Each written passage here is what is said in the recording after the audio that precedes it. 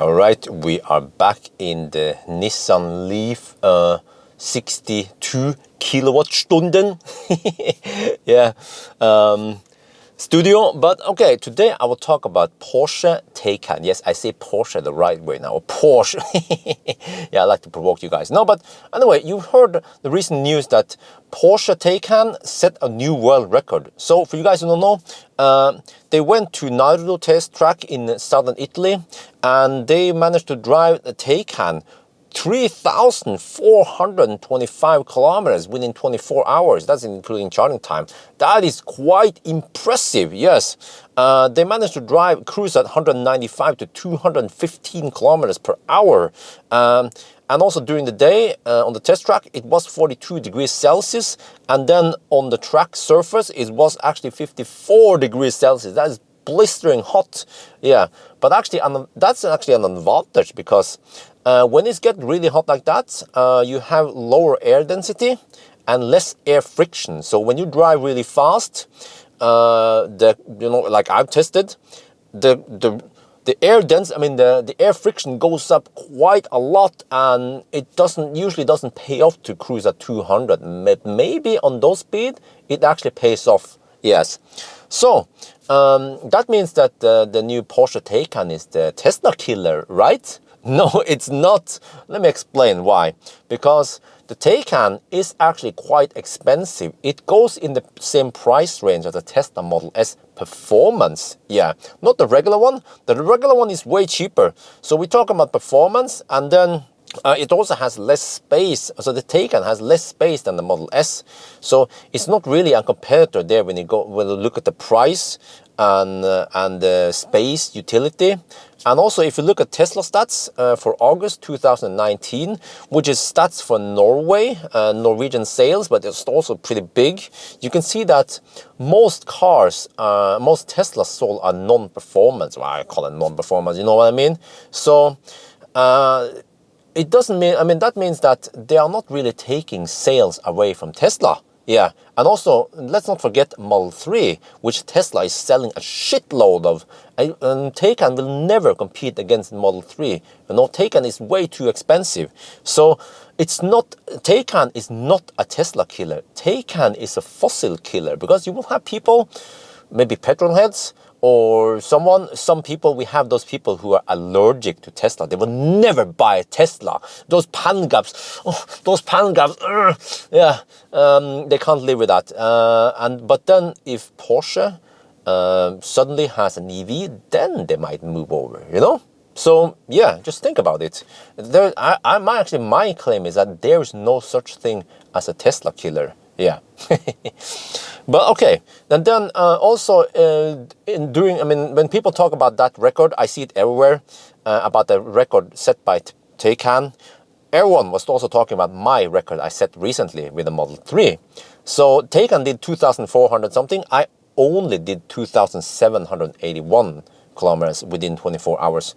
But I did it in public roads, and about 50% of the time, the road was wet. At some point, it was really soaking wet, and the soaking wet road will be higher rolling resistance. Plus, I want to take it a little bit easy. You don't want to drive at 200 kilometers per hour or 170 always. Yeah, so you have to take it easy. And also in the daytime, we had traffic. There was also a little bit of road construction. We avoided that by taking a different loop. And also we had to take intersections. You go one way and then turn around and go the other way. And those intersections, they eat up time. Yeah, quite a lot actually. I measured that we cruise at 170 kilometers per hour, but the average for the whole loop is only 140 kilometers per hour. So we lose a lot of time taking those loops. Yeah, and also we use Ionity charger, and then the car back then was capped at about 192 kilowatts. So the supercharger version 3 hasn't been unleashed yet in Europe. So eventually when we get that one, then it's game over for Porsche, right? I'm just kidding, it's not, there's no such thing. But, so, I started thinking, what would happen if I would take the Model 3 on the Nürburgring? Well, it will never happen because Porsche owns that track, But just think about it, if I try to simulate, okay? So in the past, actually, you know what? before I went for that world record, I calculated based on what I know about charging speed and efficiency and all the tests I've done, and I calculated that we should be able to beat the old record, which was 2,600 and something, and it was almost spot on. I estimated 2,750, and we just happened to do 2,781. You know, so yeah. So I believe that whatever I calculate now should be plausible. So what is the difference between driving on the public road like we did with the rain and all that? Well, first thing is that, okay, Nardo Ring is 12.6 kilometers long, and it's a circle. So you can just drive around and around in circle. And this is southern Italy, you know, we can just always wait until we have a day where we have nice dry road. So dry road means lower rolling resistance, and also higher temperature means less drag, just win-win.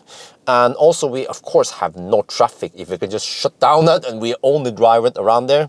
And of course no road construction, unlike what we had. And also very important, like I mentioned, no detour time, because you can just go on the ring and that's it, and then you stop the charge and then you keep going, you know. That is really important. And also we have if we can get the version 3 supercharger rather than the Ionity that is max. Well, I mean, it wasn't. Yeah, actually, it is capped. Yeah, the Ionity charger was capped at 500 amp, and so the car reached that. So we need version 3 supercharger, but also another very important thing: we need the supercharger right on the track, just like they did. So you could just have the cable just dangling over there, just plug it in. That's it. Yeah, and then how fast or how far can the Model 3 go? Okay. If we assume that we can cruise at 190 kilometers per hour, this is a little bit unknown. I'm not sure if the Model 3 can do it, and it can still receive the maximum speed without any throttling and the overheat. Because Model 3 has a disadvantage versus Taycan, because Taycan is 800 volt base, Model 3 is 400 volt base. So Model 3 at high low will actually have 4 times higher loss than the Taycan. Yeah, but if we assume 190 kilometers per hour cruising speed, not 215, we don't go that extreme, then actually Model 3, according to my calculation, should be able to average 141.5 kilometers per hour. And if you look here and below, you see that I estimated that the consumption, including losses, would be around 360 watt-hour per kilometer if you cruise at 190. My earlier test showed higher result, real-world test, but that was also with lower temperature. So I just try to guess based on, let's say, 40 degrees Celsius in the daytime, you know. And dry road, very important. And then you see that we only charge between 2 and 31%, and the average power will actually be 216 kilowatt on that charging session. And the reason why we can go this low is because we only drive in a circle, so you don't have to take any detour. In my real world case, where we had to stretch the route. I mean, we had to go charge to over 50%, because if you charge too often, then the overhead is too high, you know, the turnaround point and the pit stop and stuff. And also here I count only 30-second detour time, so 15-second stop and then 50-second go. Yeah, so, and then based on this one, we have that initial 100% that we start with. We drive it down to 2%. That will actually be 202 kilometers distance, 16 laps. And that will take 1 hour and 6 minutes. And that means we have another 22 hours and 54 minutes for doing the rest of the stuff with charging. And we do the math here, and you see that we should be able to drive 3,240 kilometers. I was quite surprised that it will go that far, but yeah, like I mentioned, you know, just having that track means a lot. And that means that during 24 hours, I should be able to drive 3,442 kilometers in a perfect run, and that means it can match the Taycan speed. Yeah. So, I mean, what the heck? So it actually means the other way, that if we took a Taycan, drove it together with us when we did the world record, the Taycan would also have to be stuck behind traffic, in the rain, you know, it has to take the detour loop back and forth. So the Taycan would probably also drive 2,700 to 2,800 kilometers. Yeah. And So, what does this mean? Well, it means that Porsche, they actually created a car that is really fast. That's the whole point of me doing that world record, because I wanted to prove for everyone that, that myth that EVs is not good for long trips and stuff. It's not there anymore. Okay, it was there for a Model X especially, or some of the other cars. Even the Model S and X, the Model S and X, they are not that efficient and they don't charge as fast as a Model 3. But here with Model 3, you can actually go really far, in one day. And I have to give kudos to Porsche, because they are actually helping me. Because all this time, since 2013, I've been trying to promote EVs. I've been trying to convince people that EV is the future. It's good for long trips. It's been progressively going better and better and better as we get more faster charging and bigger battery. So yeah, so this video, I didn't make this video to say that now Tesla is as good as the Taycan. No, I actually give kudos to Porsche for doing this, because they probably spent a lot of money in developing that car, and they probably spent a lot of money in PR, with all that consecutive launches, and just I can only imagine how expensive it was for them to just pull off this 24-hour event. They had 6 people and they hired them. I didn't hire the people. I just had lots of enthusiastic friends who can help me drive, but they had to pay people and do this.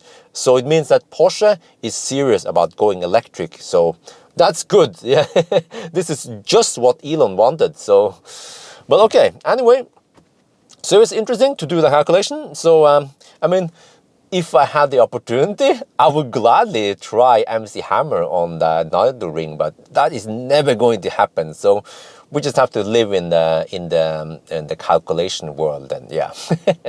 But anyway, I think that's it. I hope you guys enjoyed this video. As always, thank you for watching, and talk to you later.